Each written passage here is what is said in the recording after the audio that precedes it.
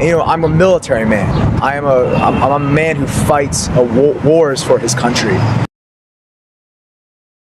Just got back from a country, Afghanistan, that had seen about 5 major empires: the Greeks, the Mongols, the Persians, the British, the Soviets, and now the Americans.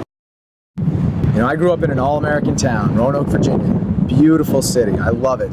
I love the people. I love the scenery, the mix of the Blue Ridge Mountains and an urban environment with a lot of culture to offer. But at the same time, I look different. I grew up a vegetarian, a devout Hindu. And to be honest, I think that actually helped me more than it hurt me. I could tell you a sob story about how I didn't fit in and it was difficult to assimilate, but to be honest, it helps me. And people may look at me and say, how can a guy like me appreciate MK Gandhi? How can a guy like me even appreciate a faith like Hinduism, where it seems as if pacifism is the staple? And the reality of the matter is that neither Gandhi nor Hinduism are pacifistic holistically, but rather by default, yes, we all appreciate and pray for a peaceful resolution as much as possible, to any degree as we can. But one thing that they both Hinduism and Gandhi has taught me is that both are about standing up for what you believe in, fighting for what's right at the end of the day.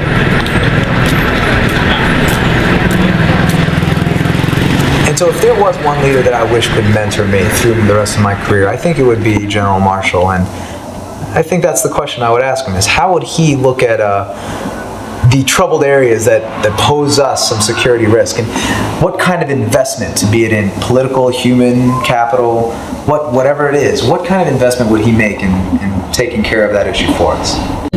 So when I was about 6 years old, my parents brought in our very first computer into our home. And at that point, it was a giant desktop the size of a little microwave, really, and a fridge on top of it. It was a big machine. And we managed to connect it to the internet. And to me, that was absolutely amazing. I had no idea. I had no idea what the internet could do at the time.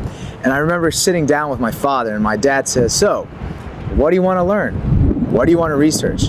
I don't think I quite understood what it meant to have all that information at my fingertips and how powerful that really was.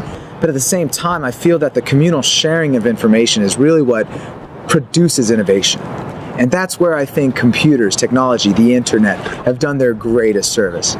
And that's quite frankly why I started writing and started my website when I was in Afghanistan. Even from the deserts of Afghanistan, living out of a 18-ton striker in the middle of Zari in Panjwai in the Kandahar province, I was able to write stories and share my experiences on the ground with the American people, with my friends and family back home.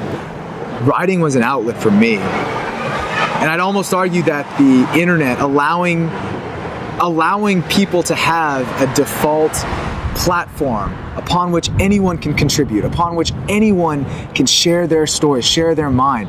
It's almost like having a counselor there 24 hours a day whom you can write to at all times, and having an audience that's not necessarily captive, but at least accessible.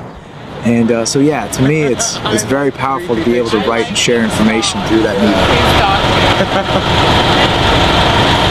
When my parents first saw me as a high school student, I think they were thinking I'd pursue a career in business, maybe a career in law, probably some sort of humanities. I wasn't very good at anything to do with science, so I probably wouldn't have been a doctor or anything like that. But yeah, I don't think military service is what they had in mind for me initially.